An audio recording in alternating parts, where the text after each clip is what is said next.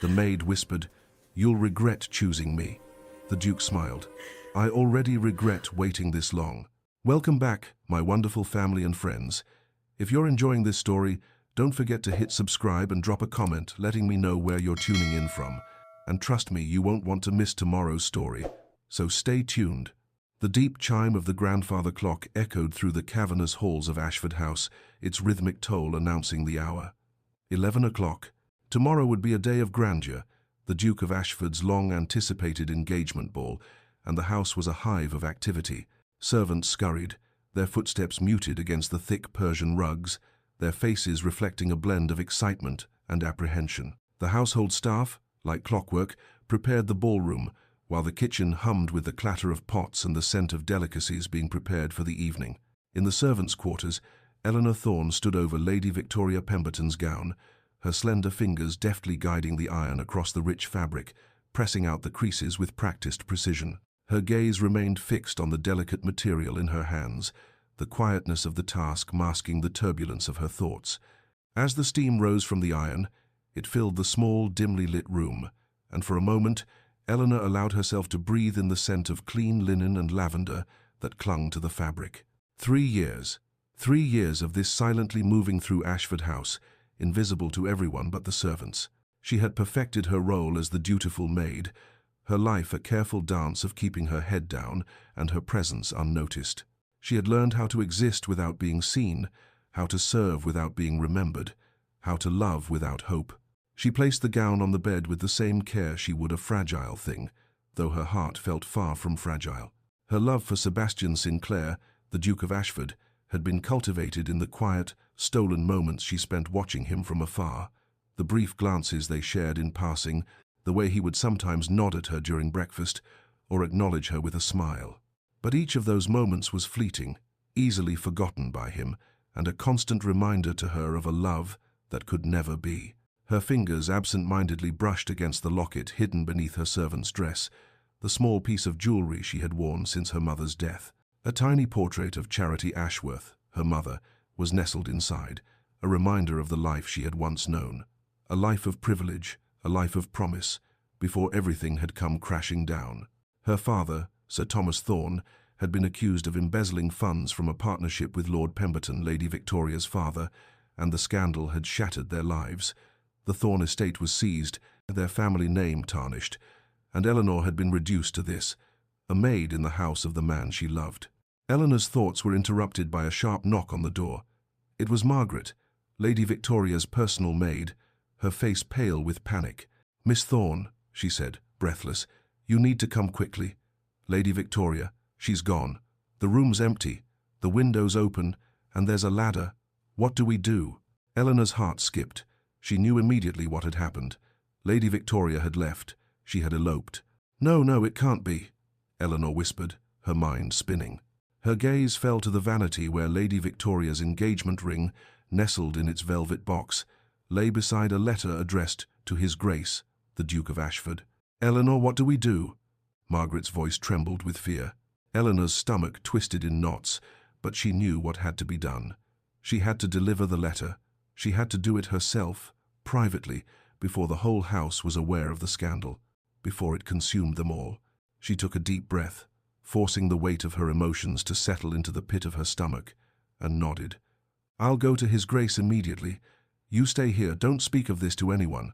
As Eleanor walked through the darkened halls of Ashford House, the weight of the night pressed down upon her. The grand portraits of the Sinclair ancestors seemed to watch her every step, their painted eyes following her as she passed. The thick carpets muffled her footsteps, and the silence around her was oppressive, as if the entire house was holding its breath.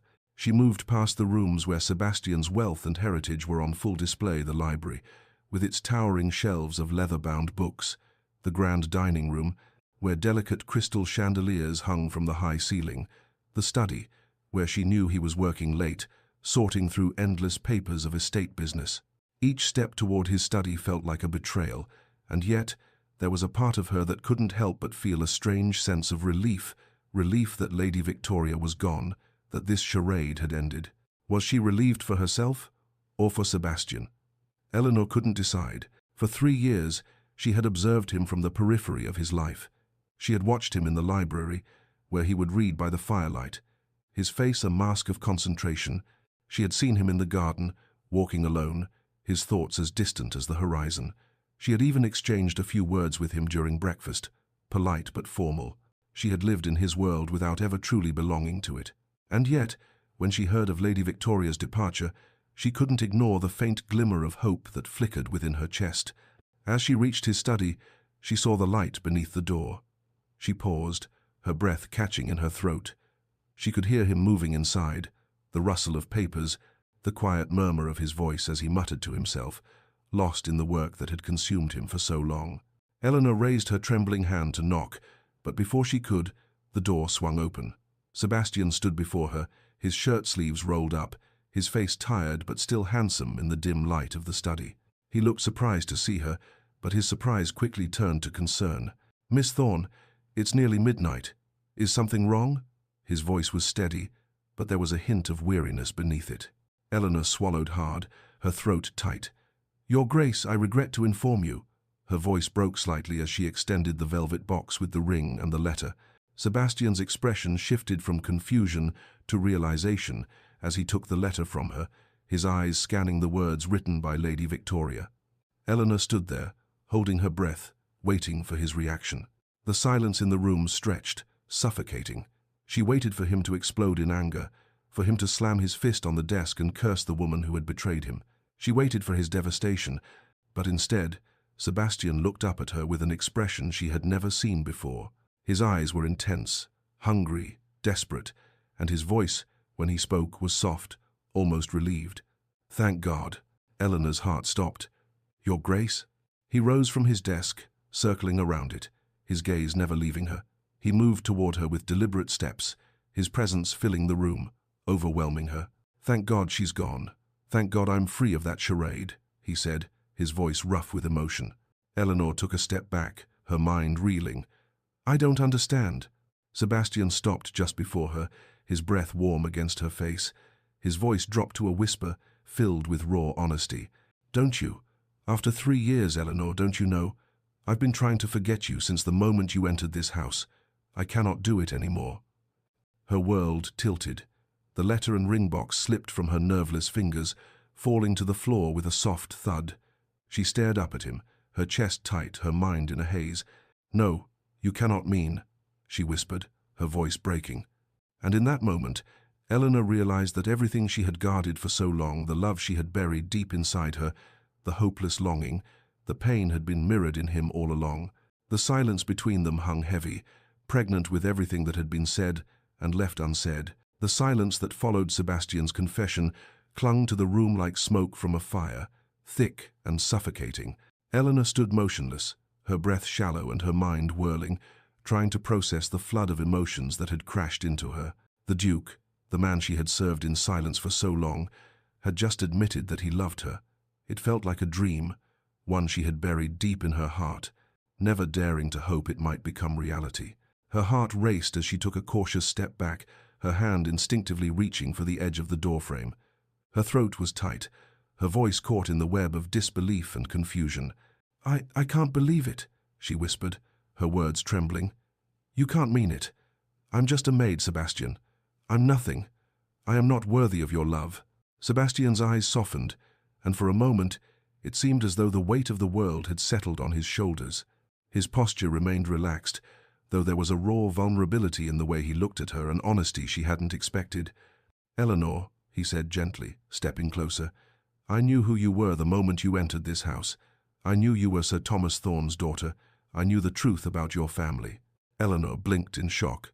"What do you mean? How could you have known?" Sebastian sighed, his gaze never leaving hers. He walked over to the desk and picked up a leather-bound folder, one he had been absent-mindedly flipping through earlier. He opened it, revealing documents, witness statements, and financial records. The weight of those papers in his hands seemed heavier than any physical object he had ever held. "I knew your father," he began, his voice low, as if the words themselves were painful to say. "I was just a young man, 24 years old, when Sir Thomas was ruined. I had heard the rumors, the accusations of embezzlement, but I always doubted them. I was friends with your father, Eleanor. I believed in his integrity." A flash of memories appeared before Eleanor's eyes, the image of her father, once proud and strong, now reduced to a shadow of himself. The pain of his fall from grace, the way his reputation had been destroyed, the way it had crushed everything she had ever known. "Then why did you give me the position?" Eleanor's voice cracked with emotion, her mind unable to comprehend the depth of Sebastian's confession. "Why hire me and make me serve Lady Victoria? Why put me through this hell these past 3 months? To watch you with her, to watch you marry her?" She choked on the last word, tears filling her eyes. Sebastian stepped toward her again, his face etched with anguish. "It wasn't about charity, Eleanor. It wasn't about guilt or pity. I wanted you near me. From the very moment you applied for the position, I wanted you in this house. But I told myself it was for the right reasons. I thought I could help, that I could provide for you and your family after what happened. I never thought that I was making the biggest mistake of my life by keeping my distance." Eleanor could feel the walls around her heart begin to crumble. Sebastian's words were like a balm to the wound she had carried for years, but they also made the wound ache with a painful intensity. "I don't understand," she whispered, her voice barely audible. "Why didn't you just tell me? Why didn't you just—" She stopped, her throat tight with emotion. "Because I couldn't," he confessed, his voice strained. "I thought I could move on. I thought I could marry Lady Victoria, do the right thing by my title and my family, and forget about you. But every moment I spent with her, every moment I spent in her presence, I was thinking of you. I was watching you from the corner of my eye, wondering what it would be like to love you, to be with you." Eleanor's breath hitched. "Then why, Lady Victoria? Why marry her?" Sebastian ran a hand through his hair in frustration. "Duty, society, my grandmother. She is a woman of noble birth, an appropriate match for me, and I thought I could settle for that. I thought I could do what was expected, but every time I looked at her, I saw nothing but a woman I couldn't love. I saw her as a duty, not as a person I wanted to spend my life with." Eleanor took a shaky breath, her thoughts swirling. "You're telling me this now, Sebastian? After everything? After I've been serving her and watching you with her, watching you prepare for your engagement, after all the pain and humiliation? You expect me to believe this?" Sebastian's voice dropped to a whisper. "I know what I've put you through, Eleanor, and I am sorry. I can't undo the past, but I can change the future. I've loved you for so long, and I can't pretend anymore." Eleanor closed her eyes, the weight of his words pressing against her like a storm threatening to break. "I'm nothing, Sebastian. I'm a maid. I have nothing but this life, this position, and you're asking me to leave it all behind. You're asking me to ruin everything." He shook his head. "You're wrong, Eleanor. You are not just a maid. You're a woman of incredible strength, intelligence, and grace. You've spent years in the shadows, serving others, and never once have you allowed yourself to be seen for the incredible person you are. But I see you. I've always seen you, and I want to spend my life with you, not because of duty, but because I love you." Eleanor's heart ached as she listened to him, the truth of his words breaking through the walls she had built around herself. But despite the love she felt for him, there were still so many barriers in her mind, so many reasons why they could never be. "You'll regret this," she whispered, a tear slipping down her cheek. "You'll regret choosing me. I'm not the woman you think I am. I don't belong in your world." Sebastian's face softened, and he stepped closer, his eyes filled with quiet intensity. "I already regret waiting this long. I've spent 3 years pretending I didn't see you, pretending I didn't want you. But I can't do it anymore. I can't live without you, Eleanor." His words shattered the final defense she had left, and before she could stop herself, she found her lips trembling, her hand reaching out toward him. "Tell me to stop," Sebastian said, his voice thick with emotion. "Tell me this is madness, and I'll let you go. But if there's any part of you that wants this, that wants me—" Eleanor's breath caught in her throat as she stared at him, the raw vulnerability in his eyes making her pulse quicken. "I do," she whispered, her heart hammering in her chest. "God help me, I do." In that moment, every ounce of her resistance crumbled, and she found herself moving toward him, her lips meeting his in a kiss that was as desperate as it was passionate.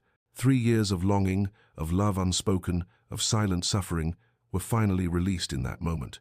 The kiss deepened, Sebastian's hands holding her with a fervor that matched the depth of his feelings.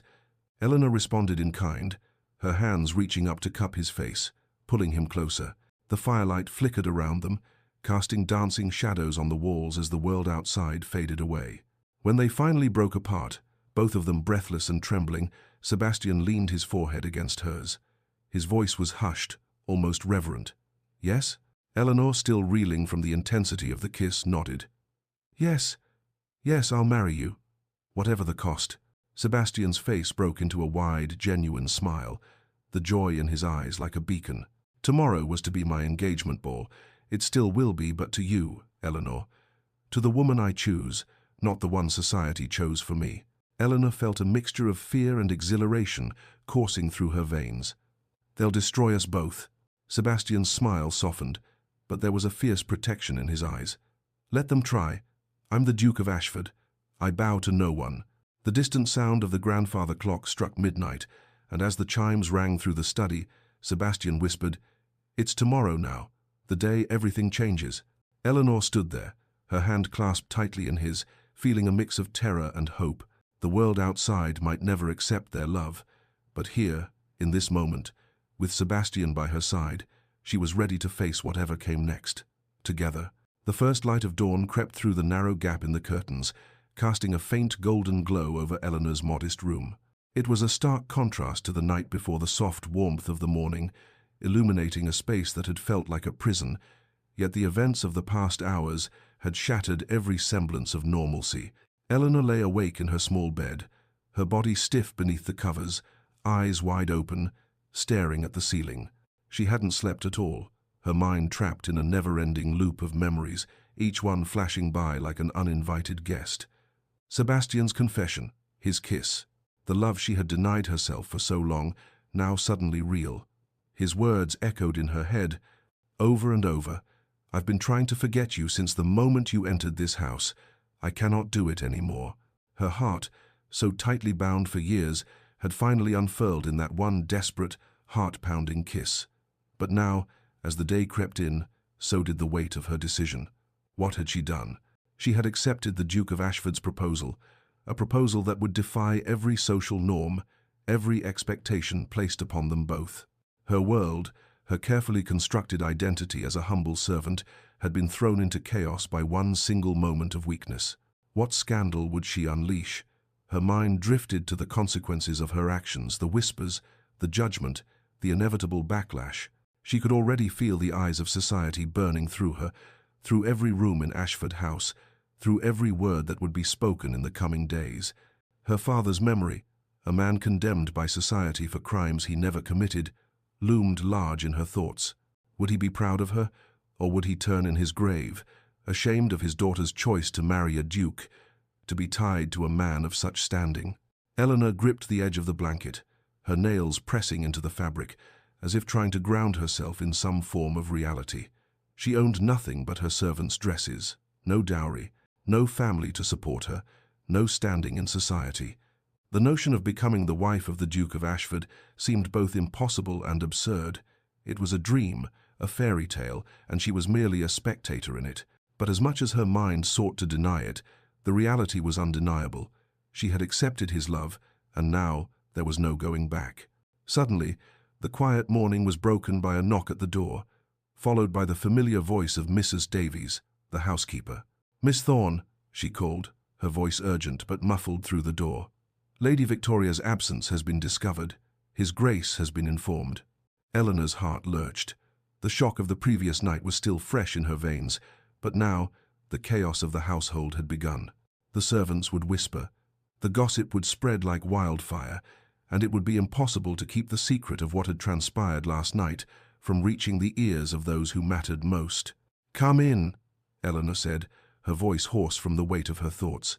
The door opened, and Mrs. Davies stepped inside, her face drawn with worry. "Miss Thorne," she repeated, her hands wringing together. "The household is in chaos.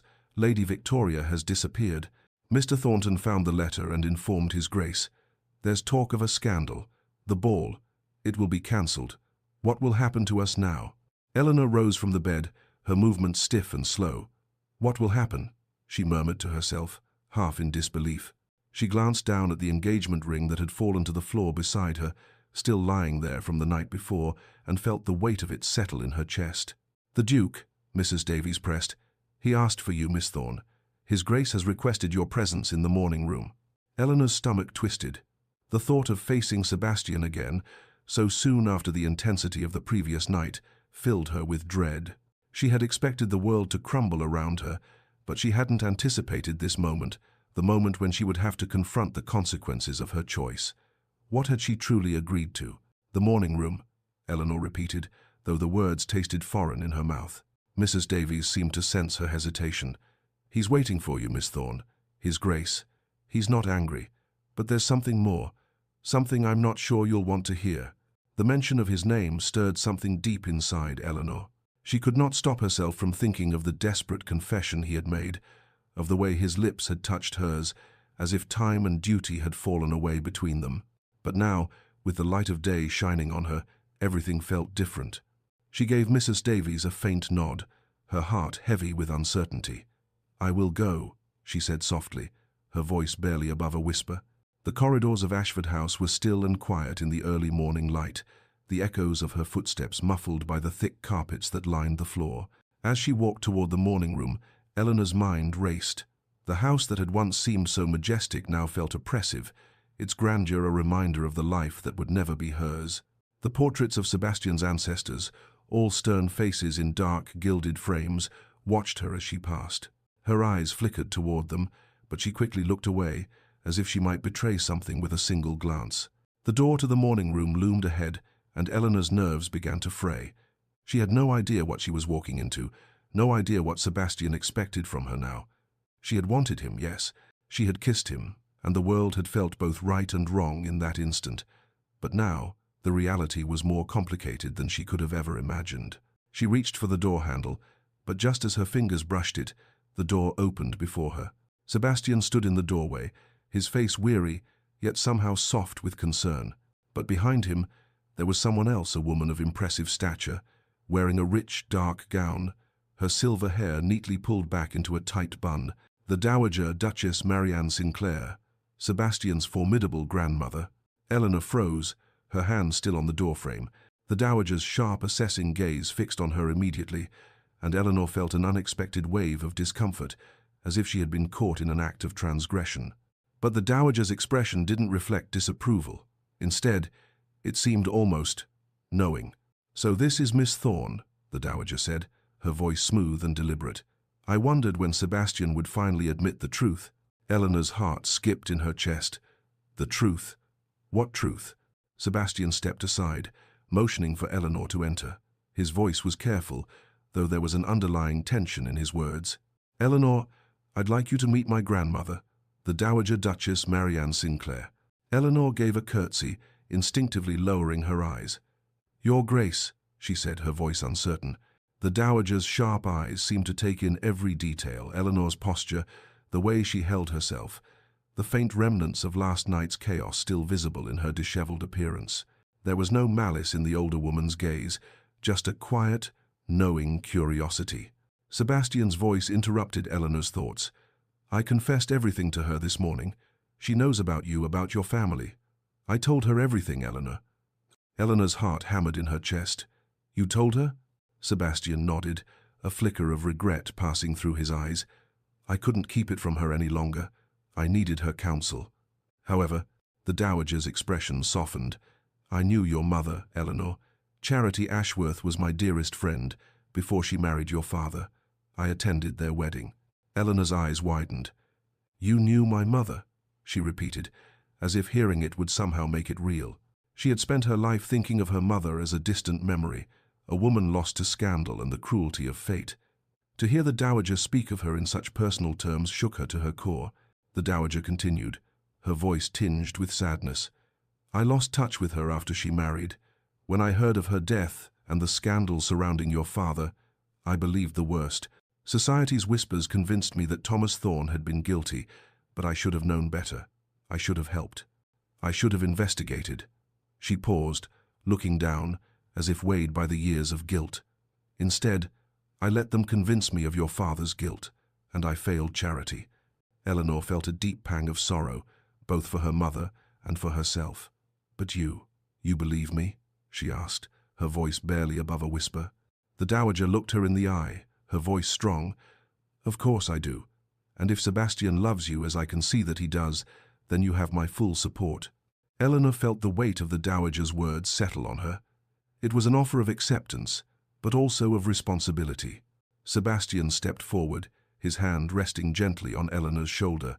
"Tonight, the engagement ball will proceed, but with a different bride." Eleanor's eyes widened. "Tonight? So soon? Shouldn't we wait? Let the scandal settle?" The dowager shook her head, her lips curling into a wry smile. "No, we strike while society is already reeling. One scandal will overshadow the other. And besides," she added with a glint in her eye, "hesitation suggests shame. We have nothing to be ashamed of." Sebastian's gaze was firm as he met Eleanor's eyes. "Tonight, I will claim you as mine. Before all of London society, I will stand beside you and show them the truth." Eleanor's heart raced. "But I have nothing to wear, nothing appropriate." The dowager raised her hand. "Leave that to me." The rest of the morning passed in a blur. With the dowager's assistance, Eleanor was fitted for a gown that seemed too grand, too beautiful, for someone like her. The midnight blue silk shimmered as it was tailored to fit her slender frame, the delicate silver embroidery catching the light with every movement. The dowager placed the duchess's sapphires around her neck, the jewels cool against her skin. Eleanor looked at her reflection in the mirror, the woman staring back at her both familiar and foreign. She saw the woman. She could have been the woman who never fell from grace, the woman who never became a maid. But then the thought struck her, she was not just that woman. She was someone else entirely now. Tears welled in her eyes.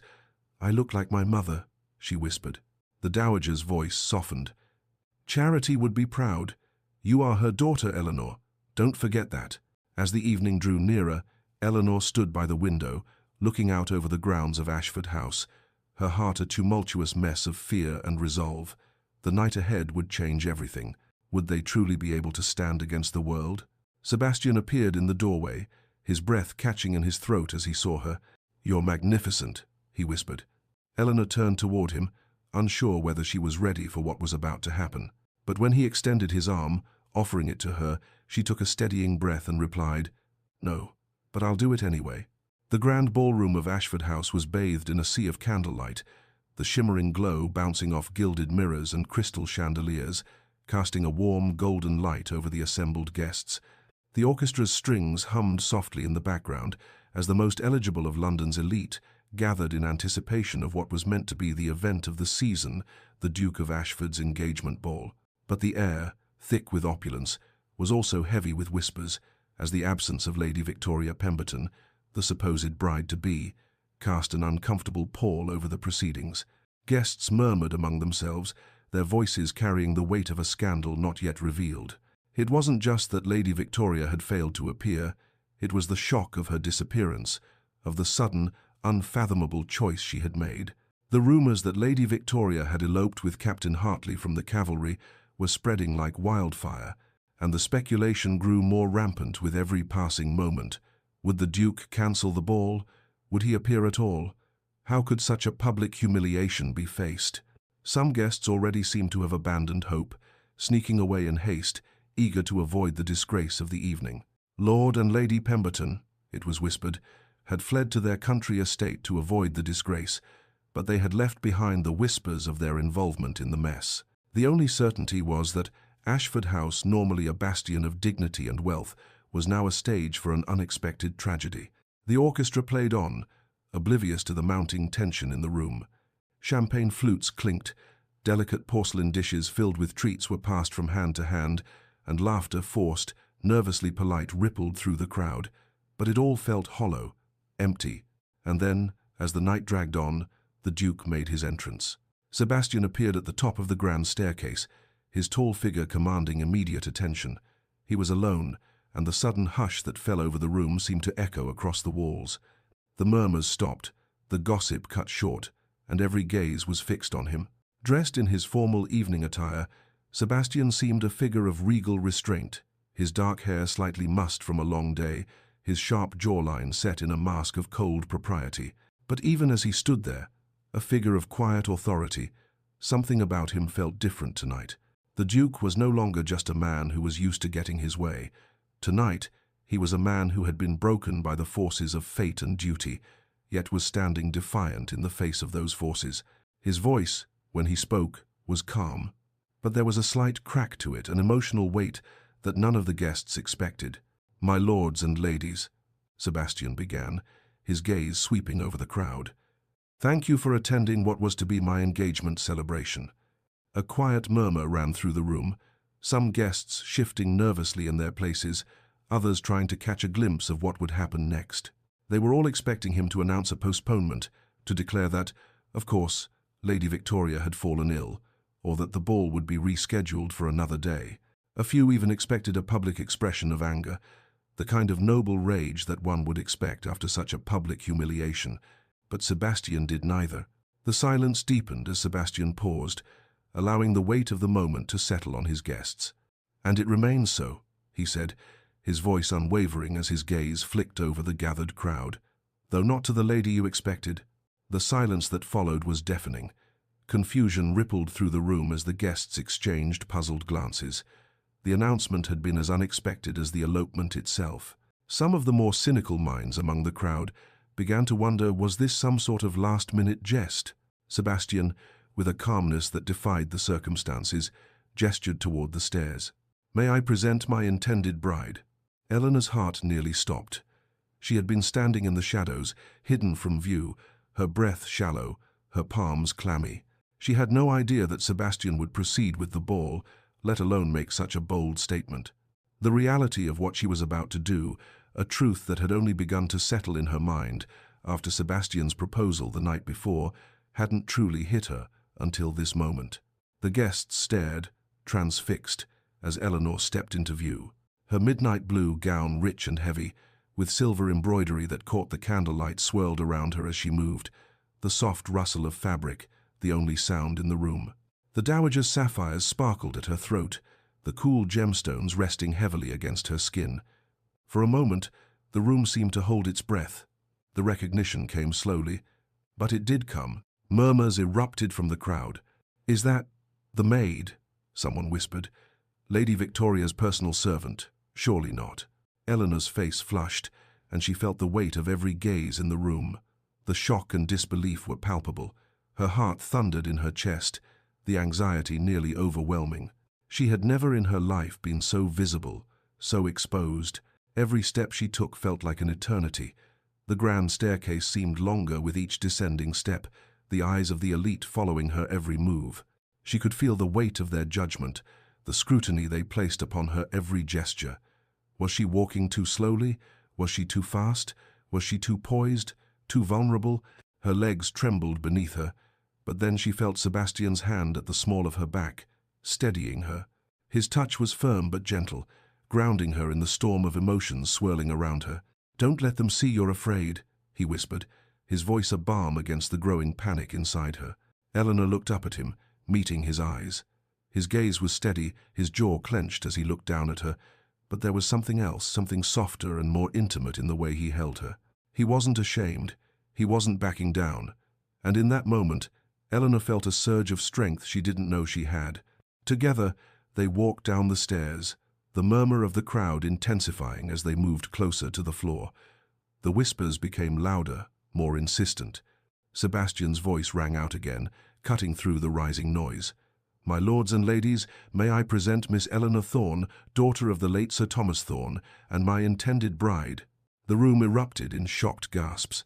Some were incredulous, others outright hostile, while a few whispered in confused admiration. Lady Ashworth, ever the gossip, was the loudest voice in the crowd. "Surely this is some jest, Your Grace," she cried. "The woman is a servant." Sebastian turned to her, his expression icy. "Miss Thorne is a gentleman's daughter, reduced to servitude by circumstances beyond her control, circumstances I intend to remedy." There was a sudden, sharp intake of breath as the shock rippled through the room. No one had expected such a defense of a maid, and certainly not from the Duke of Ashford. Before the murmurs could settle, Lord Pemberton, Lady Victoria's father, stepped forward, his face red with anger. His voice was thick with indignation as he confronted Sebastian. "This is madness, Ashford," he sneered. The woman's father was a thief and a coward who took his own life rather than face justice. Eleanor's breath caught in her throat. The accusation was a direct strike at her father, a wound she had spent years trying to heal. She felt the sting of it deep in her chest, the bitterness of the past threatening to suffocate her. Sebastian, however, remained calm, his voice a low growl as he stepped closer to Lord Pemberton. "Careful, Pemberton. You're on dangerous ground." Pemberton sneered again, his face twisted with disdain. "What will you do, Ashford? Ruin yourself over a servant girl? Society will never accept this match." Eleanor's hands trembled at her sides, but Sebastian's words were clear, his voice unwavering. "Then let them. I've chosen Eleanor. I stand by my choice, no matter what they think." The Dowager Duchess stepped forward, her voice commanding the attention of the room. "Eleanor Thorne is the daughter of my dearest friend, Charity Ashworth. I have known her family for decades." The revelation sent a ripple through the ballroom. The Dowager was not one to be trifled with, and her endorsement carried weight. "Any who question Miss Thorne's character or breeding will answer to me," she declared with sharp finality. The room seemed to shift as half the guests, unsure of what to believe, began to exit, their hasty departures a mixture of indignation and curiosity. Lord Pemberton, unable to tolerate the sight of the woman he had sought to destroy, stormed off in a fury, vowing retribution. But there was a new energy in the room now. Some guests remained, drawn by the spectacle of defiance. Among them was young Lady Charlotte Waverley, a known rebel in society, who approached Eleanor with a sly smile. "How wonderfully scandalous," she exclaimed. "You're the most interesting thing to happen to society in years." The music resumed, hesitantly at first, then swelling into a familiar waltz. Sebastian, without missing a beat, took Eleanor's hand and led her onto the dance floor, ignoring the remaining whispers. "You're doing beautifully," he whispered in her ear as they danced. "Don't let them see you're afraid." Eleanor's heart raced, the weight of the moment pressing down on her. "I'm terrified," she admitted. "Half of London just walked out." Sebastian's grip on her tightened, his gaze steady and determined. "Good. Those are the ones who don't matter. The ones who stayed are the ones with either courage or sense." The ball continued into the night, but the guests who remained were fewer than expected. The Duke's proclamation and the shocking nature of his choice had split the crowd, but a new tension filled the air, one of curiosity, perhaps even admiration. Sebastian, his arm around Eleanor, raised a glass for a toast. "To my bride-to-be," he said, his voice strong. "A woman of courage, dignity, and grace. Society may question my choice. I do not." Eleanor, her heart heavy with the weight of what was happening, realized that the scandal had only just begun, and their fate had already been sealed. As the night unfolded, a footman approached Sebastian with a letter, and his expression darkened as he read the message. Eleanor's heart sank. "What is it?" she asked softly. Sebastian clenched his jaw. "A message from my solicitors. Lord Pemberton has filed a legal petition to block our marriage, claiming you're mentally incompetent and that I'm under undue influence. He's fighting back." Eleanor's breath caught. "It's beginning." Sebastian's response was cold and resolute. "Let it begin. We'll finish it."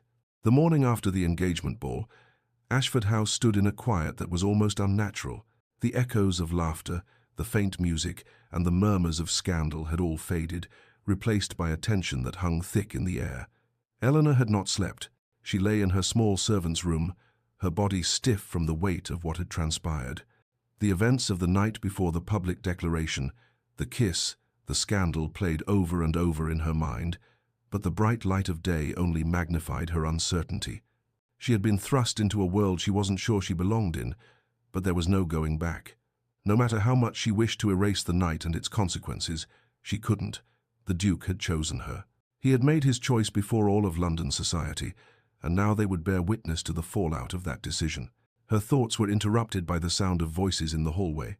She sat up, the reality of the situation weighing down on her shoulders as she pulled the covers off her body and slowly dressed in her plain, simple attire. She felt a world apart from the glittering gowns and sparkling jewels she had worn the night before. There was no time to dwell on the enormity of the situation, though. Sebastian was already facing a storm, and Eleanor had a role to play in it. In the Duke's study, the morning light streamed through the tall windows, illuminating the faces of several men gathered around the long oak table. Mr. Blackwood, Sebastian's lead solicitor, sat at the head, his expression grave. Next to him were two investigators, Mr. James Crawford, a sharp-eyed man in his 40s, and another solicitor, Mr. Reynolds. All of them were absorbed in the weight of the legal battle that had already begun. Eleanor entered quietly, her heart pounding in her chest. Her presence was a silent acknowledgement of the tension that filled the room. She barely registered the polite nods of the men as her gaze locked on Sebastian. He was standing by the fireplace, staring into the flames, his jaw set in a hard line. "Miss Thorne." Mr. Blackwood greeted her with a nod. "Please, take a seat. We're just about to discuss Lord Pemberton's strategy." Eleanor moved to a chair near the desk, her eyes flicking between the men. Her pulse quickened as the subject of the conversation became clear. The battle had already begun, and it was only a matter of time before the public would know just how far Lord Pemberton was willing to go to discredit them both. Mr. Blackwood's voice was calm, but Eleanor could hear the undertones of frustration in it. Lord Pemberton's legal petition is straightforward, but insidious. His first attack will be on Miss Thorne's competence to marry. He's already insinuating that her reduced circumstances indicate mental deficiency. Eleanor felt the sting of his words deep in her chest. Reduced circumstances. She, who had spent her life in servitude, trying to bury her pride and her past, was now being painted as incapable, as less than. The weight of that accusation settled on her like a stone in her stomach. Sebastian's fury was palpable. He slammed his fist down on the desk, his voice low but full of barely controlled rage. He's trying to paint Eleanor as either an imbecile or a scheming seductress. Both are lies, lies to cover up his own crimes. "So," Mr. Blackwood nodded grimly, "indeed.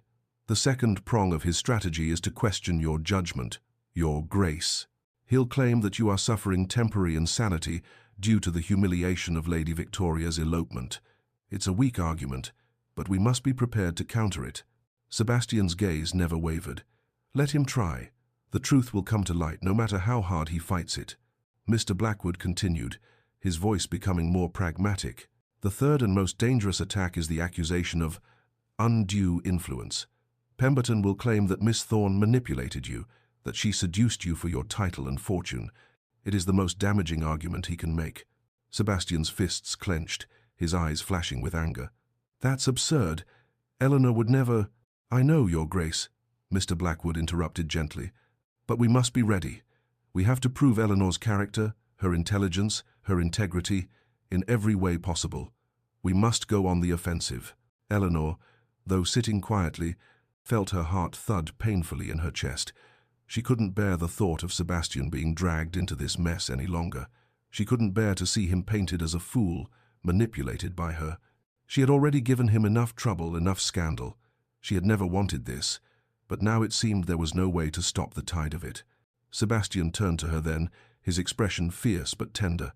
"Eleanor, I've already been investigating your father's case.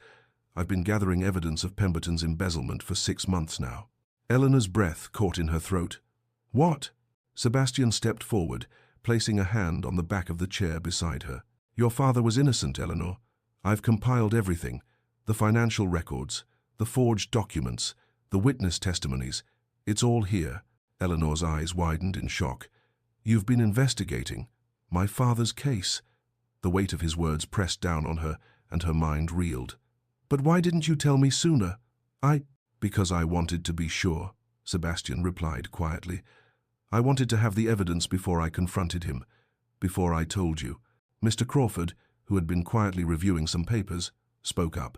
"We've made progress, Your Grace, but the evidence is still circumstantial. We need more before we can go to trial. We need to prove that Lord Pemberton not only ruined Miss Thorne's family, but that he did so with deliberate malice." Eleanor stood up abruptly, the rush of emotion sweeping over her like a wave. "What can we do? How do we prove it?" Sebastian's face softened. "We'll find the proof. I won't stop until your father's name is cleared." Just as Sebastian was about to speak again, Eleanor's gaze landed on a folder lying open on the desk, papers spilling out in disarray. One of the pages caught her eye, a name she recognized. It was her father's name. "Wait," she said, her voice trembling as she leaned over the papers. "My father kept journals, detailed records of every business transaction he made." Sebastian turned to her, eyes wide with hope. "Where are they?" Eleanor swallowed hard. "They're lost. When he died, everything was seized. The entire estate was sold. I don't know where the journals went. Mr. Crawford, ever the investigator, tapped his pen against his lip thoughtfully. We could trace the sale of your father's estate, Miss Thorne. If we can find those journals. We'll find them, Sebastian declared. I'll hire the best people. We won't stop until we get them. The urgency in his voice pushed Eleanor forward. They had to do this. They had to clear her father's name, and they had to do it together. She couldn't fail him now. The search began almost immediately. Eleanor and Sebastian's determination led them to a London antiquarian bookshop known for buying estate libraries. The shop, Aldrich & Sons, was tucked away in Bloomsbury, a quaint establishment filled with the scent of dust and leather. Sebastian and Eleanor walked through the narrow aisles, their footsteps muted by the thick carpet, as Mr. Crawford questioned the elderly proprietor, Mr. Aldrich, about the sale of her father's estate 5 years ago. Mr. Aldrich was an elderly man with a sharp memory. When he heard the name Thorne, his face tightened in recognition. Tragic business, that, he murmured. The gentleman seemed quite learned from his library. Eleanor's heart raced as she listened. Do you remember what happened to his journals? She asked, her voice tight with hope. Journals? Mr. Aldrich rubbed his chin thoughtfully. I recall some of the books. Your father's library was quite extensive, but I do remember something unusual. He paused, then pointed toward a shelf in the far corner. Some of the books were put in a separate pile, not for public sale. I seem to recall a set of leather-bound volumes tucked inside a copy of Plutarch's Lives. They seemed out of place. Eleanor's pulse quickened. Could those be the ones? Mr. Aldrich nodded. I've kept them aside. They're still here, if you wish to have a look. The discovery of the journals sent shockwaves through both Eleanor and Sebastian. There they were, 3 leather-bound journals, their edges worn from age but still legible. As Eleanor flipped through the pages, her father's handwriting filled her with a mixture of grief and relief. He had known. He had documented everything. These are the records, she whispered. Everything is here. The dates, the amounts, the transactions. He knew. Her grief surged, but it was tempered by the knowledge that her father had not died a thief. He had been framed, destroyed by a man who had feared the truth. And then, among the journals, Eleanor found something else, a letter from Lady Victoria, never sent. The words she read burned through her like fire. Father said your presence would remind the Duke daily of the consequences of associating with disgraced families. But I saw how he looked at you, Eleanor. I think Father's plan backfired. Eleanor's stomach turned. Lady Victoria knew. She knew everything. Sebastian's fury was barely contained as he read the letter over Eleanor's shoulder. His voice was low, dangerous. Pemberton didn't just ruin your father. He tormented you too, and I'll make him pay for it. Eleanor's hand trembled in his, her eyes filled with tears. Not just for me, for my father, for justice. They shared a moment of fierce resolve. This wasn't just about them anymore. It was about exposing the truth, reclaiming the Thorne family's honor, and ensuring that Lord Pemberton paid for his crimes. Later, as Mr. Blackwood reviewed the journals, he gave his final assessment. This is it. This is everything we need. We can take this before the Crown's bench. Sebastian turned to Eleanor, his eyes filled with determination. We announce the trial publicly. Let all of London see who the real criminal is. Eleanor's heart pounded. This will be even more scandalous. A duke accusing a lord, defending his servant bride. Sebastian kissed her forehead, his voice fierce. You're not my servant. You're my future wife. And I'll burn down all of London society to prove your father's innocence if I must. The journals were spread across the desk, evidence of both destruction and vindication. It was time to take back everything they had lost. The air inside the Crown Court at Old Bailey was thick with anticipation, every inch of the grand courtroom buzzing with the energy of London's elite, who had gathered for the most dramatic spectacle of the season. The gallery, packed with lords and ladies, was a sea of finely dressed figures, their gloved hands clutching opera glasses and fans, their faces a mix of curiosity and barely concealed excitement. For them, this trial was not a matter of justice, it was entertainment, an event that would provide gossip for years to come. The press had arrived in full force, with journalists from every major paper poised to capture every detail. Sketch artists worked furiously at their easels, their pencils flying across paper, capturing the drama of the courtroom. Eleanor could feel the eyes of the room on her as she sat in the witness section, dressed in the modest but well-made dress provided by the dowager. She wore the late Duchess's pearl necklace as her only ornament, and though she had tried to appear composed, the unease in her chest was undeniable. The world outside had turned its gaze toward her, but she had never felt so exposed in her life. Sebastian was seated in the front row, his presence both a source of support and a reminder of everything that was at stake. His gaze occasionally met hers, a silent reassurance that he was standing with her through this nightmare, his strength a pillar on which she leaned. But even his stoic presence could not fully quell the storm of emotions churning within her. The past few weeks had been a blur, moving from one confrontation to the next, from the engagement ball to the gathering of evidence against Lord Pemberton, and now this moment. The trial of the man who had destroyed her father's life, the man whose lies had set everything in motion, was now before the crown, and everything was hanging in the balance. Lord Pemberton sat at the defendant's table, his face flushed with anger, his posture stiff and defensive. His solicitor whispered urgently to him, the tension in the air thickening with each passing second. The bloodshot eyes of the man who had once wielded so much power were now filled with rage and fear, as if he knew the walls were closing in. Sir Edmund Hartley, the Crown's prosecutor, stood at the front of the courtroom, his voice calm and measured as he began to present the evidence. He was a man of sharp intellect, used to handling cases with the gravity of this one. As he spoke, his words rang out clearly, drawing the attention of the entire room. "We begin with the records," he said, holding up one of the journals that had been uncovered in the investigation. The courtroom fell into a hushed silence as the pages were turned for all to see. "This," Sir Edmund continued, "is the personal ledger of Thomas Thorne, a man whose life was destroyed by the actions of the defendant, Lord Pemberton. Over a period of 5 years, Lord Pemberton embezzled more than £50,000 from the Thorne-Pemberton shipping partnership, systematically stealing from his business partner. The defendant sought to cover his tracks by planting evidence that made it appear as if Mr. Thorne had been the thief." A ripple of shock passed through the gallery as the details unfolded. Eleanor sat still, her hands clenched tightly in her lap. She had spent years believing her father had been guilty of the crime he had been accused of.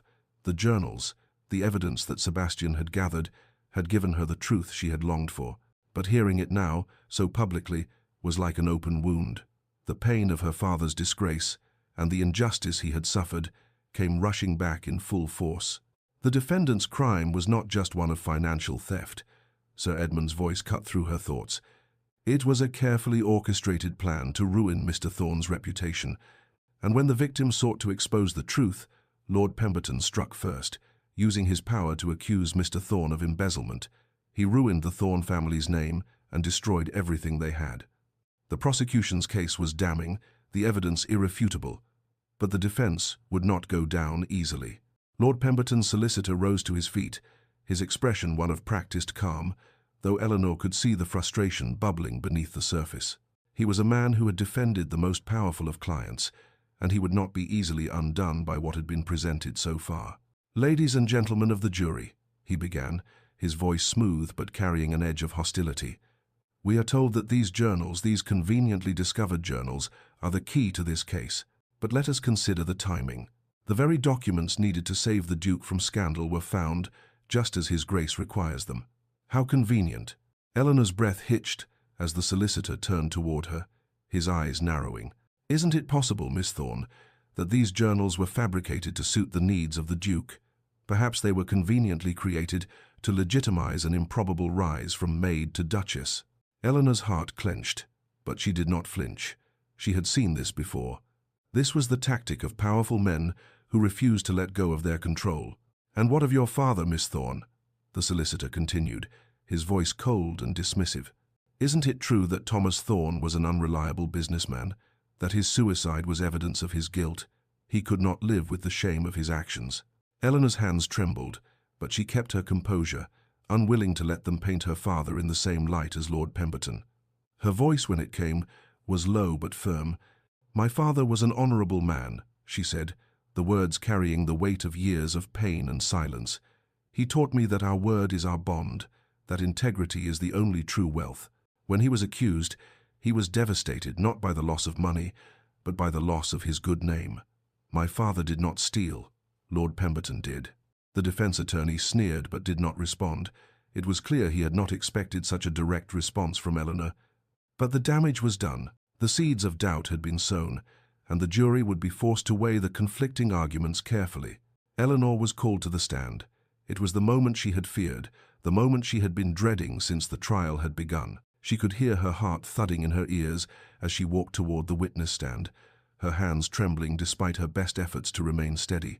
The prosecutor, Sir Edmund, was kind in his questioning, guiding her through the painful memories with a gentle touch. "Miss Thorne, can you tell the court about your father's character?" he asked, his voice soothing yet firm. Eleanor nodded, her voice trembling slightly as she spoke. "My father was the most honest man I ever knew. He believed in hard work, in loyalty, in honor. He was a man of principles, and he taught me to live by those principles no matter the cost." She paused, swallowing the lump in her throat. When he was accused of stealing from his partner, he was devastated, not because of the loss of money, but because he couldn't prove that he was innocent. It shattered him. I saw it in his eyes. And when he died believing the world thought him guilty. Her voice caught in her throat as she continued. The estate was sold off. Everything was taken. The journals, his records, everything was gone. Her hands gripped the stand as she fought to keep herself together. The pain of losing her father, of seeing his name destroyed, flooded her heart. "I never had the chance to save anything," she whispered. "Not even his books. But then I found the journals. I recognized my father's handwriting immediately." The courtroom fell silent. The evidence was clear, and the truth was beginning to settle in the room. The defense's cross-examination was brutal. The solicitor, with his sharp words and quick tongue, sought to tear Eleanor down, to paint her as nothing more than a fortune hunter. "Isn't it true, Miss Thorne, that your rise from maid to duchess is a direct result of your manipulation of the Duke?" the solicitor demanded. Eleanor's hands shook, but she remained poised. "No," she replied, her voice steady despite the anger rising within her. "I loved my father. I loved him so much that when he died, I wanted to die too. I was 17 years old, and I lost everything. My father, my home, my name, my future. I survived by becoming invisible, by serving others, by accepting that I would never have the life I was born to." She took a shaky breath, meeting the solicitor's gaze with newfound strength. "And yes, I fell in love with the Duke. How could I not? He's kind and honorable, and he saw me when no one else did. But I never schemed, never seduced, never manipulated. I'm here today not to secure my marriage, but to restore my father's honor. That's all I've ever wanted." There was a pause, a long, pregnant silence in the courtroom. Even the most skeptical of the jury seemed to shift in their seats, some with expressions of disbelief, others with admiration. The verdict. The trial continued into the afternoon, with more testimony and cross-examination, but Eleanor's words had already begun to shift the balance. As the jury deliberated, Sebastian sat beside her, his hand resting lightly on hers. His eyes were filled with pride and determination. 3 hours later, the jury returned. "Guilty," the foreman announced, his voice echoing in the quiet courtroom, "on all counts of embezzlement, fraud, and conspiracy." The courtroom erupted in shock and disbelief. Lord Pemberton's face turned pale, his arrogant facade cracking as he was led away in handcuffs. Eleanor's heart raced, but it was not fear she felt, it was vindication. Her father's name had been restored. As the scene unfolded, Eleanor felt Sebastian's arms around her, pulling her close. "It's over," he whispered. "You're free. Your father's name is restored." Tears welled up in Eleanor's eyes as she nodded. "He'll never know. He died believing himself disgraced." The dowager approached, her hand on Eleanor's shoulder. "But you know, and now all of London knows. Thomas Thorne was an honorable man destroyed by corruption. That truth will live forever." The crowd of supporters began to gather around them. Those who had stayed loyal, those who had walked out during the engagement ball now returned to offer congratulations. But in the midst of the celebration, Eleanor knew there would always be those who would whisper, those who would doubt. The war for their social acceptance had just begun. As Eleanor and Sebastian stepped outside the courtroom, a messenger arrived with an urgent letter, the seal bearing an unfamiliar coat of arms.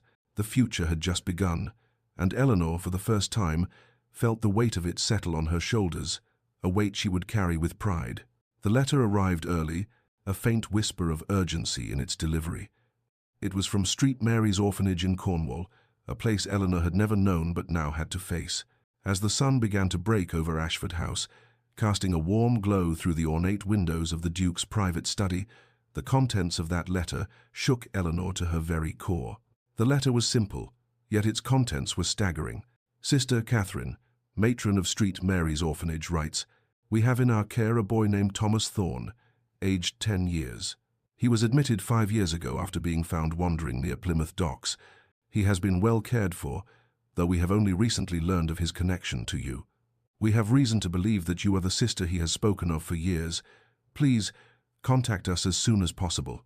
The words blurred on the page as Eleanor's hands trembled, her breath catching in her chest.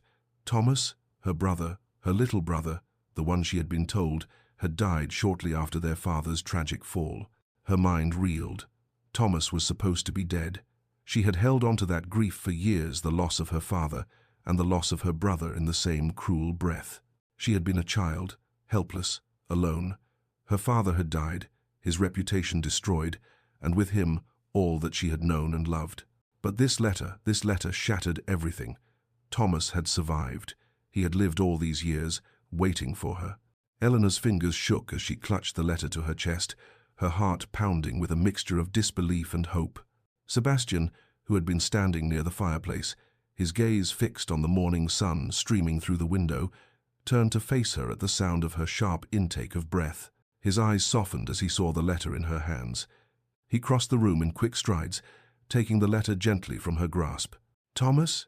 he asked quietly, his voice filled with a quiet wonder.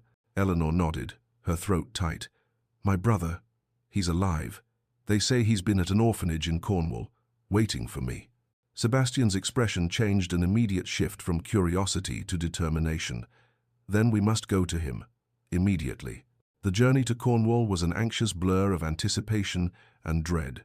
Sebastian had immediately arranged for a private coach, and the Dowager Duchess insisted on accompanying them, her presence both comforting and formidable. She sat across from Eleanor in the carriage, her sharp eyes filled with an expression Eleanor could not decipher. As the carriage rolled through the countryside, Eleanor stared out the window, her thoughts consumed by the little boy she had lost, her brother, the last piece of her family. The night before had been filled with declarations of love, of promises made, but this was different. This was something that belonged to no one but her, something she had not expected to find, something she had not dared hope for. Memories of Thomas flooded her mind, the sound of his small voice calling her name when they had been children, the way he had clung to her when their world fell apart. "Don't leave me, Ellie," he had said. Those words haunted her. She had never meant to leave him, never meant to abandon him, but the cruel fate of their family had separated them. Sebastian, ever perceptive to her moods, reached over and took her hand, squeezing it gently. "We'll find him, Eleanor," he said, his voice soft yet firm. "We'll bring him home." Eleanor gave a weak smile, nodding, though the fear of what she might find gnawed at her insides. What would Thomas be like now? Had he suffered all these years? She couldn't even begin to imagine the life he had led, the pain he must have endured. She clung to the hope that he had survived, that he had waited for her, just as she had always waited for him. The journey took longer than expected, and as they neared the orphanage, Eleanor could feel the tension building within her. The building was a stark stone structure overlooking the sea, cold and imposing. Its windows were small, and the children pressed their faces against them as the carriage approached, their eager eyes curious about the visitors. Eleanor's heart pounded in her chest as she stepped down from the carriage, her legs unsteady.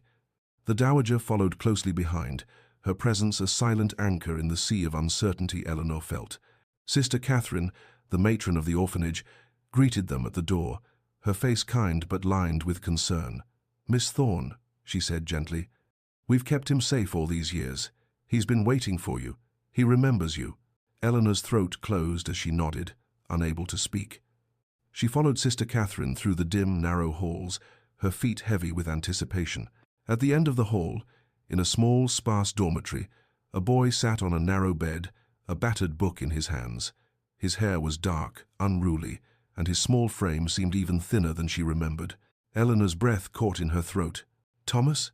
she whispered, her voice breaking. The boy looked up, his eyes wide with disbelief. The recognition was instantaneous. His face, so familiar yet older now, looked up at her with a mix of hope and fear. "Ellie," he asked in a trembling voice, "is it really you?" Tears blurred Eleanor's vision as she rushed toward him. The moment their arms wrapped around each other, everything else faded away. The years of separation, the grief, the sorrow, all of it seemed to vanish in that single moment. "I knew you'd come," Thomas whispered, his small hands clutching her as if afraid she might disappear. "I knew you didn't forget me. I told them you'd come." Eleanor's chest tightened. She hadn't known what to expect, but hearing his voice, seeing him again, was more than she could bear. She had failed him. She had believed he was dead, but he had been waiting for her all along. As they sat together on the narrow bed, Thomas's voice trembled as he recounted the years of separation. "After Father died, they took me away," he said quietly, his eyes darkening with the memory. "They told me you were dead, Ellie. They said I was alone. They put me in a workhouse in London. But then, a kind gentleman came." Eleanor's breath caught in her throat. "A kind gentleman?" "Yes, he promised he would take me to you, that you would be waiting for me." Thomas's eyes clouded with confusion. "But instead, they brought me here. They told me you had died too. I didn't know what to think." Eleanor's heart ached as she listened to him. The cruel twists of fate that had kept them apart seemed endless. "The payments stopped 3 years ago," Thomas continued, his voice soft. "After that, I didn't know what would happen to me. But Sister Catherine kept me here. She taught me how to read and write, so I wouldn't be like the others who couldn't." The relief in Eleanor's heart was bittersweet. "You survived, Thomas. You're here. You're alive." She reached out to touch his cheek, her fingers trembling. Sebastian, who had been quietly listening, turned to Sister Catherine with a questioning look. "Who placed him here? Who paid for his care all these years?" Sister Catherine hesitated, as if unsure whether to reveal what she knew. "The payments came from a solicitor in London," she said. "Marsh and Associates. The client remained anonymous, but the instructions were clear: keep him safe and hidden." Eleanor felt a wave of nausea rise in her chest. Who would do this? Sebastian's brow furrowed. The timing. It stopped exactly when Eleanor entered service at Ashford House. Eleanor's heart skipped a beat as the implications hit her. "Pemberton," she whispered. "Lord Pemberton knew he was alive. He used him as leverage." Sebastian's voice was hard, a dangerous edge to his tone. If Eleanor ever threatened to expose the truth about her father, Pemberton could use Thomas against her. When Eleanor became a servant, he no longer had any use for the boy. Eleanor's fists clenched, her face pale with fury. He took everything, and he would have let Thomas rot in that orphanage forever. The truth of Thomas's survival, and the twisted cruelty behind his placement, was a revelation that could not be ignored. But it was not just a matter of personal grief, it was a matter of justice. "Sebastian," Eleanor said, her voice steady with determination, "we need to restore my father's name. We need to take him down." Sebastian nodded, his jaw clenched. "And we will. Everything will be restored. The estate, the properties, the title. You are legally restored as the daughter of a baronet, Eleanor. Thomas will inherit his father's title when he comes of age." Eleanor could hardly believe the words. After all the years of pain, the lies, the lost family, she was finally being given the chance to reclaim everything that had been stolen from her. As the realization settled in, Sebastian turned to Thomas. "You don't have to stay in the orphanage anymore. You can come live with us. You'll receive the education you deserve. Be prepared to take on your role as the baronet." The dowager, who had been listening with quiet pride, added, "Your family now, Thomas. Eleanor is to be my grandson's wife, which makes you my great-nephew by marriage." Thomas hesitated, looking between Eleanor and Sebastian, his young face filled with uncertainty. "Will I be a burden?" he asked quietly. "Another scandal for you to bear?" Eleanor pulled him into a fierce embrace. "You're my brother, my only family. You could never be a burden." Sebastian knelt down to Thomas's level, his voice soft but firm. "Your sister saved me, Thomas. She gave me the courage to choose love over duty. Let me return the favor by giving you both the family you deserve." Thomas's eyes filled with tears. "I used to imagine this," he whispered, his voice breaking. "Being found, being wanted again. I stopped letting myself dream it because it hurt too much." As they made their way back to London, Thomas sat between Eleanor and the dowager, his eyes wide with wonder as he marveled at the luxury of their private coach. He asked 100 questions, each one more innocent than the last. "What happened after Papa died, Ellie? Why didn't you come for me?" Eleanor smiled softly, her heart heavy with the truth of the years they had lost. She told him what she could, leaving out the worst details. But speaking of her time at Ashford House, the loneliness, and the secret hope that had never died, Thomas nodded solemnly, understanding more than his years would suggest. "I remember what Papa said to me before he died," he said quietly. "Be brave, Thomas. The truth always comes to light, even if it takes years. Be patient and be brave." Sebastian, who had been listening intently, nodded thoughtfully. "Your father was a wise man, and he was right." As they approached Ashford House, the weight of the future seemed to settle around them. The family they had once thought lost was now whole again, and despite the scandal, despite the uncertainty that still loomed, Eleanor knew one thing for certain: they would face it together. When they arrived, the staff of Ashford House was gathered in the grand entrance hall, waiting for the Thorne siblings to arrive. Mrs. Davies, her eyes glistening with tears, was the first to greet them, her arms outstretched in welcome. Thomas's wide-eyed amazement as he stepped inside the grand estate was impossible to miss. Is this real, Ellie?" Eleanor smiled through her tears. "Yes, darling, this is real. We're safe now. We're together, and we're going home." As she watched her brother's joy, her heart swelled with a mixture of relief and anticipation. Sebastian stood in the doorway, his hand resting gently on her shoulder. He had given her a family, and in return, she had given him her love. And so, a new chapter began for them all. The morning of Eleanor's wedding arrived with the soft, golden light of dawn spilling through the windows of Ashford House. The air was crisp and still, as if the entire world had paused to watch the unfolding spectacle. A sense of anticipation hung in the grand halls, where servants hurried with final preparations, and the staff bustled with nervous excitement. Today was the day that would change everything. Inside the Dowager Duchess's private chambers, Eleanor stood before a full-length mirror, the heavy silence broken only by the gentle rustle of silk as Marie, the Dowager's maid, worked meticulously on her hair. The room was dimly lit by soft candles, their flames flickering against the ancient tapestries hanging on the walls, their colors faded by time but still regal in their elegance. Eleanor's breath caught in her throat as she caught a glimpse of herself in the mirror. The gown was exquisite. It was ivory silk, with a delicate lace overlay that shimmered softly like the lightest mist at dawn.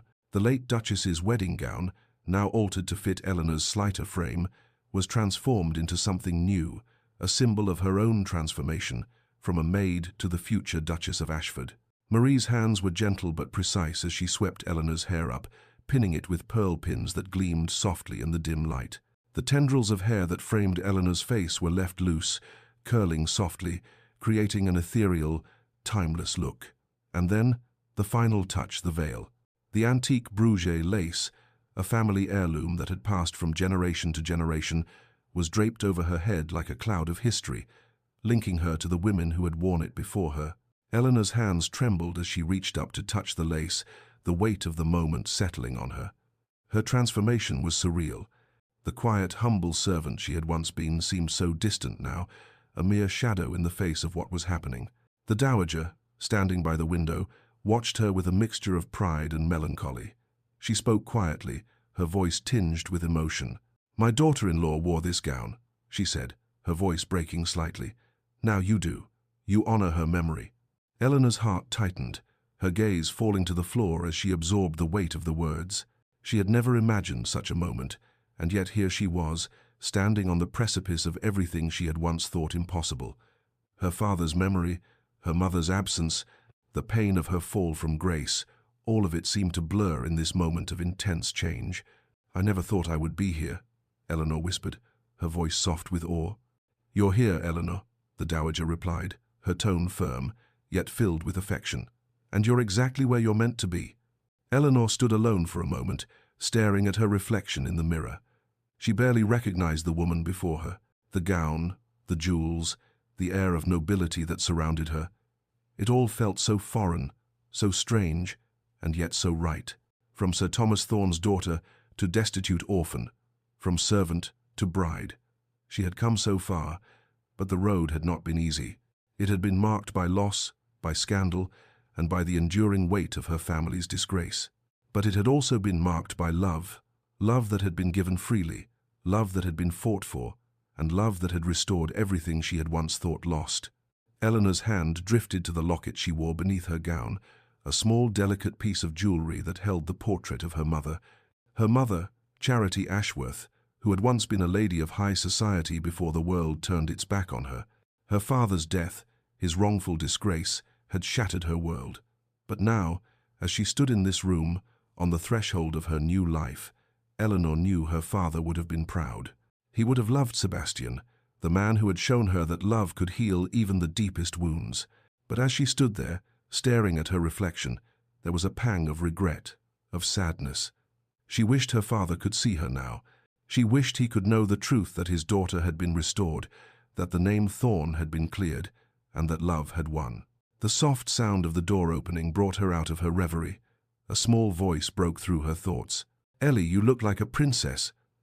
Eleanor turned, her heart swelling at the sight of her young brother Thomas, standing in the doorway. He was dressed in his new page's outfit, a small but growing figure of dignity and pride. His face was serious for a moment, before breaking into a grin. Eleanor laughed, her heart lightening at the sight of him. "Not quite, darling. A duchess," she replied, her voice soft with affection. Thomas's face grew more serious as he stepped forward, his eyes searching hers. "Are you happy? Really happy?" Eleanor's breath caught in her throat. She hadn't been asked this question before, not by Sebastian, not by anyone. She had buried her fears, buried her uncertainties in the whirlwind of the past few weeks. But now, with Thomas looking at her so intently, she had no choice but to face the truth. "Terrified," she whispered, "but yes, gloriously happy."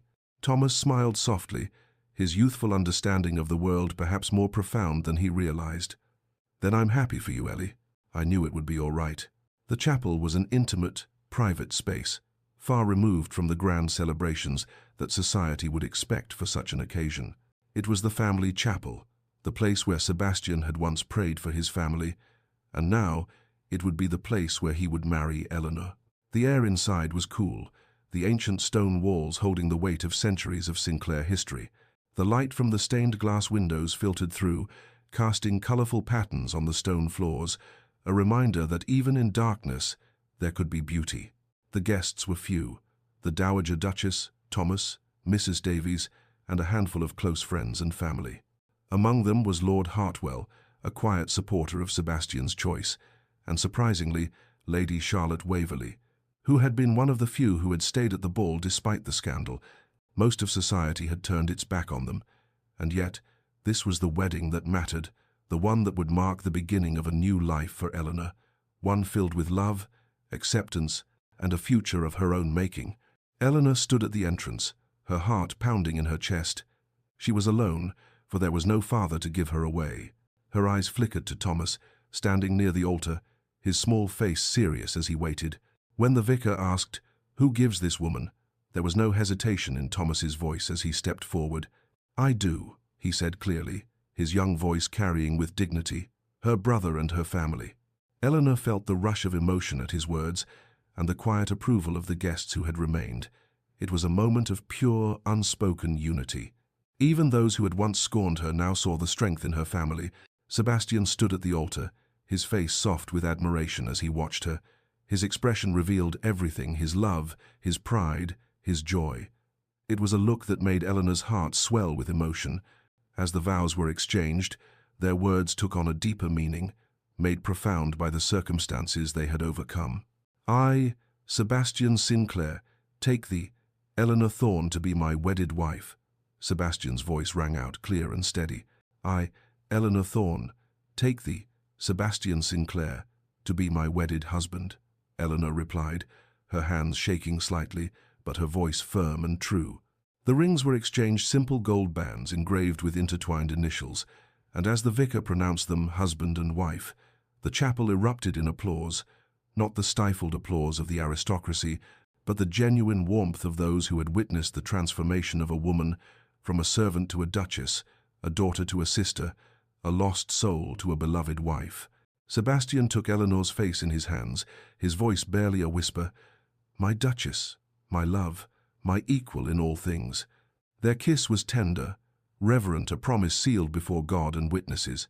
It was a kiss of vindication, of love finally spoken aloud, of a future that had once seemed impossible, now unfolding before them. As they pulled away, Thomas cheered, breaking the tension in the room and making everyone laugh. The dowager wiped a tear from her eye, a silent testament to her pride in her grandson. The small wedding breakfast was held in Ashford House's dining room, the atmosphere quiet but filled with warmth. There were toasts made by Lord Hartwell, praising Sebastian's courage in following his heart. Lady Charlotte Waverley, ever the rebel, made her toast with a wry smile. To the couple who proved love is more powerful than propriety. The dowager's speech was more emotional. True nobility is measured by character, not title. And you, my dear, have shown me that. Thomas's toast was simple. To my sister who never gave up on me, and to my new brother who gave us both hope. Even Mrs. Davies, who had quietly supported Eleanor throughout, made a quiet speech. We always knew Miss Eleanor, your grace, was special. We're honored to serve you. After the wedding, the reality of their social position loomed. A footman discreetly entered with the morning papers. Sebastian took them, his eyes scanning the headlines. Duke weds disgraced servant in shocking ceremony. One headline read, Ashford's folly, noble house fallen. Another. Eleanor felt the sting of the words, the attacks on her character, but she didn't let them break her. Sebastian's fury was palpable as he crumpled the papers. Lies and envy, all of it. Eleanor placed her hand over his. Let them write what they will. We know the truth. As they prepared for their honeymoon, leaving for a month in the Lake District, Thomas stood at the doorway, his face a mixture of happiness and sadness. 2 weeks, darling, then we'll send for you, Eleanor promised, pulling him into an embrace. Sebastian added with a grin, I'll teach you to fish and ride properly. A future baronet needs these skills. The farewell was simple but heartfelt. The bouquet was thrown, and a shower of rice followed them as they left for their new life. Inside the carriage, Sebastian and Eleanor were alone for the first time as husband and wife. The city streets gave way to the countryside, the noise of London fading behind them. Sebastian held her close. You can rest now. We won. We're together. Nothing else matters, Eleanor whispered, her voice full of wonder. Do you have any regrets? Now that it's done, do you regret choosing me? Sebastian's response was fierce. My only regret is every day I wasted not claiming you as mine. Every moment before this was a waste. Their kiss deepened, the passion that had been restrained by propriety now finally unleashed, and as the carriage disappeared into the countryside, Eleanor knew that the rest of their lives had just begun. Ashford Chapel, with its ancient stone walls and stained glass windows, stood as a timeless witness to the love story that had unfolded within its sacred space. The sun had dipped low in the autumn sky, casting a soft golden hue through the windows, turning the chapel's interior into a sea of warm colors.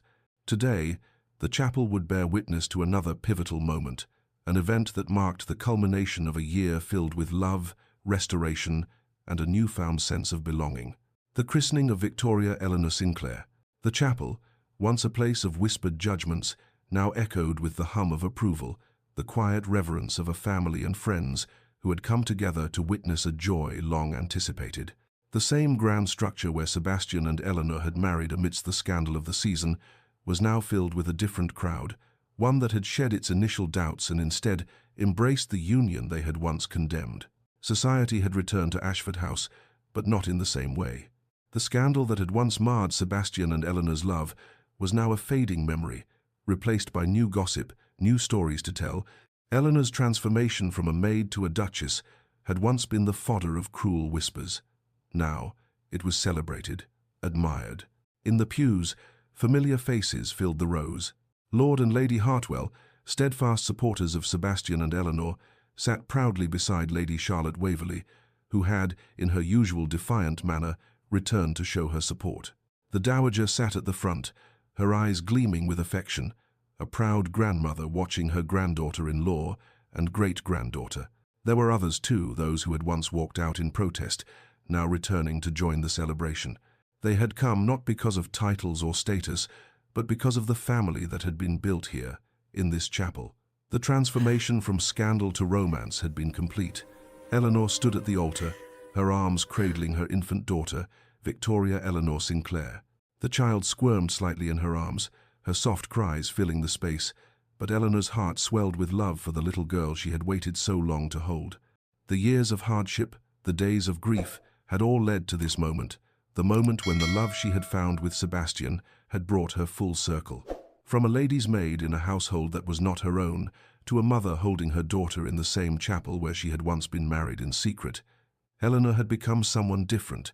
The transformation wasn't just in her appearance, though the emerald green silk gown, the Ashford diamonds around her neck, and her poise as a duchess were unmistakable. It was in her heart, her confidence, and her sense of purpose. She had become not just the Duchess of Ashford, but a woman who knew her own strength and worth. Her transformation had come at a cost: scandal, censure, battles fought and won, but the gain had been immeasurable. Love, family, and a future she had never dared to dream of. She looked down at her daughter's peaceful face, feeling the weight of her mother's locket beneath her gown, a small, constant reminder of her origins, her mother's love, and the journey that had brought her to this place. As the guests watched, a hush fell over the chapel. The vicar began to speak, his words a soft murmur of grace and redemption. But Eleanor's thoughts drifted back to the past, to her father's untimely death, to the long years of servitude. She wished he could see her now. He would have loved Sebastian, and he would have been proud of her, the daughter who had survived the deepest depths of disgrace to find herself here. Suddenly, she felt a small hand slip into hers. It was Thomas, now 12, dressed in his finest formal attire, standing by her side as one of Victoria's godfathers. The boy who had once been lost, now thriving, accepted by society, and loved unconditionally by her and Sebastian. "Are you happy, Ellie?" Thomas asked, his voice soft with sincerity. Eleanor smiled warmly at him. "More than I ever dreamed possible, darling. Sometimes I wake up afraid that this is all a beautiful dream." Thomas nodded, his gaze thoughtful. "Well, it's not a dream, is it?" He looked down at the baby in her arms and then at her face. "It's real. You and Sebastian are happy, and that makes me happy." The baptism was a simple, intimate affair, with only the closest of family and friends present. The ancient chapel, where centuries of Sinclairs had worshipped and celebrated, now held an atmosphere of peace. The child's name, Victoria Eleanor, was whispered in reverence by the vicar, and as he placed the water upon the child's brow, a collective sigh of contentment passed through the room. Victoria's name was a tribute to the lady whose departure had led to Sebastian's awakening, and a reflection of Eleanor's own strength.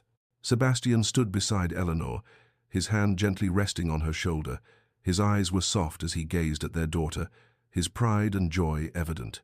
His silent prayer was one of gratitude, not just for their daughter's health, but for the life they had built together, a life so different from what he had ever imagined. The ceremony was filled with quiet joy, but there were moments when the solemnity of the past few years crept into Eleanor's thoughts. Her mother, Charity, would never see this day, nor would her father. The reception at Ashford House was held in the ballroom, the same room where their engagement had once been announced, to gasps of shock and outrage. The ballroom, however, now held a different energy. The guests were here not out of obligation, but because they had accepted the truth of the union between Sebastian and Eleanor. Lady Pemberton, Victoria's mother, was conspicuously absent. She had been relegated to a small pension after her disgrace, her husband imprisoned for his role in the schemes that had destroyed Thomas Thorne's life. The irony was palpable. Victoria, who had once thought herself superior, had fled with her cavalry captain husband to India, far away from the wreckage of her family's reputation. Victoria's letter had arrived weeks ago, a note of apology of sorts. She had congratulated Eleanor and Sebastian for their happiness, though the words were thinly veiled with regret. "I'm happy in my choice," she wrote. "I'm glad you found happiness in yours. Perhaps we were all meant to end up exactly where we are." Eleanor smiled faintly, the bitterness of the past dissolving as she held her daughter in her arms. She had nothing to prove to Victoria, nothing to regret. Her journey had led her here, and that was enough. As the evening wore on, society matrons approached Eleanor, eager to befriend her now. The very women who had once whispered behind her back were now smiling in her presence, their words full of forced warmth. Eleanor accepted their overtures with grace, knowing that their approval was as fickle as the wind. A young lady, uncertain and eager, approached Eleanor with curiosity. Your Grace, how did you endure the scandal? I'm facing my own difficulties. Eleanor smiled softly, her voice gentle but firm. With dignity, faith, and the support of those who truly love you, society's judgment is temporary, your integrity is permanent. Her words rang out, not as a boast but as a quiet declaration. Eleanor had learned the hard way that the world's judgment held no weight against the strength of one's character. Sebastian watched from across the room, his gaze never leaving Eleanor. The love he had once kept hidden was now free, evident in every glance, every touch. You were right to fight for her, Lord Hartwell remarked, his voice warm with admiration as he observed Sebastian watching Eleanor. Look at her. She's magnificent. Sebastian's response was simple but filled with conviction. She always was. Society just couldn't see it through their prejudice. 7. His heart swelled with pride. The battles they had fought, the enemies they had made, had all been worth it. His amazement was palpable. He had almost let fear and duty rob him of this happiness. The Dowager Duchess stood with Victoria in her arms, her smile radiant. She had been a quiet force in their journey, a guiding hand that had not faltered when society sought to tear them apart. You've honored her memory, the Dowager said to Eleanor, her voice thick with emotion. You've restored your father's name, and you've built a family rooted in love. Eleanor felt a lump form in her throat as she turned to the Dowager. I wish she could have seen this, Eleanor said, her voice barely above a whisper. The Dowager took Eleanor's hand, her eyes soft with understanding. I was afraid, you know, when Sebastian first told me he wanted to marry you, not because of who you were, but because of what society would do to you both. Eleanor nodded, her heart full. But you didn't fail me. You supported us. The Dowager's smile was tinged with both pride and nostalgia. You were stronger than my fears. And now look what you've built. As the evening wore on and guests slowly trickled out, Eleanor found herself alone in the nursery, Sebastian by her side. Their daughter, Victoria, slept peacefully in her cradle, her tiny breaths filling the room with a sense of peace they had long sought. Sebastian wrapped his arms around Eleanor, his voice soft. Happy, my love. Eleanor's eyes filled with tears as she looked at him. More than I ever dreamed possible. Sometimes I wake up afraid this is all a beautiful dream. Eleanor. Sebastian pressed a kiss to her forehead, his words reassuring. It's real. You're the Duchess of Ashford, mother of my child, love of my life. This is our reality. Eleanor's heart swelled with love, and she allowed herself to lean into him, the weight of the past lifting with each breath she took. As they looked out over the London skyline, with the city now a silent witness to their love, Eleanor felt the finality of their journey. The world that had once rejected them now accepted them. Together, she whispered, feeling the strength of Sebastian's arm around her. Thank you so much for watching this journey unfold. If you enjoyed the story of Eleanor and Sebastian, don't forget to give this video a thumbs up and subscribe for more captivating tales. Share your thoughts in the comments below. What part of their journey resonated with you the most? And if you're craving more stories filled with love, drama, and unexpected twists, hit that notification bell so you never miss an episode. Until next time, keep believing in love's power to overcome any obstacle. See you soon.